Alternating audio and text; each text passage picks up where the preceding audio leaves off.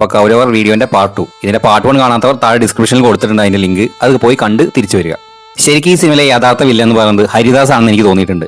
ഒരു തൊപ്പി തലേ കയറിന്റെ അഹങ്കാരത്തിൽ പുള്ളി കാണിച്ചു വെച്ച പരിപാടികളായിരുന്നു ഈ കഥയിലെ എല്ലാ പ്രശ്നങ്ങൾക്കും കാരണം. മരിക്കണതിന് മുമ്പ് ഒരു ട്വിസ്റ്റ് റിവീൽ ചെയ്ത് നമ്മുടെ ആന്റണിയും അലിയാർ ഗ്യാങ്ങിനെയും തമ്മിൽ തെറ്റിക്കുകയും ചെയ്തു.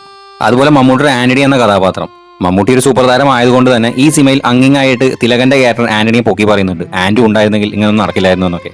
പക്ഷെ കൂട്ടത്തിൽ ഏറ്റവും വീക്കസ്റ്റ് പേഴ്സൺ ആയിട്ടാണ് എനിക്ക് ആന്റണിയെ ഫീൽ ആയത്. വൾണറബിൾ ആയ മാനിപ്പുലേറ്റീവ് ആയ ഒരു കഥാപാത്രം. ഈ ഗ്യാങ്ങിന് റാങ്കിങ് കൊടുക്കുകയാണെങ്കിൽ ഫസ്റ്റ് ഞാൻ അലിയാർക്ക് കൊടുക്കും, second Ramayyan, third Hamsa and fourth Antony. അതുപോലെ കൂട്ടത്തിൽ ആന്റണിയോടെ ഏറ്റവും കൂടുതൽ അറ്റാച്ച്മെന്റ് ഉള്ള ഒരു ക്യാരക്ടർ ഹംസയായിട്ടാണ് എനിക്ക് തോന്നിയിട്ടുള്ളത്. ആന്റണി നാട് വിട്ട് പോകാൻ നിൽക്കുന്ന സമയത്ത് ഇവർ അവരെ കാണാൻ വരുന്ന സീൻ കണ്ടാൽ തന്നെ നമുക്കത് മനസ്സിലാവും.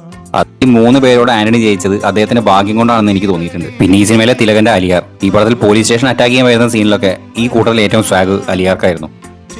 ഈ സിനിമയിലെ ഓരോ ക്യാരക്ടറും തമ്മിൽ പോരാടുന്നതിന് ഒരു റീസൺ ഉണ്ടായിരുന്നു. Blood is thicker than water. ഈ സിനിമയെക്കുറിച്ചുള്ള നിങ്ങളുടെ അഭിപ്രായം എന്താണെന്ന് താഴെ ഒന്ന് കമന്റ് ചെയ്യുക. അതുപോലെ ഈ ചാനൽ സബ്സ്ക്രൈബ് ചെയ്ത് എന്നെ സപ്പോർട്ട് ചെയ്യണമെന്ന് വിനീതമായി അഭ്യർത്ഥിക്കുന്നു.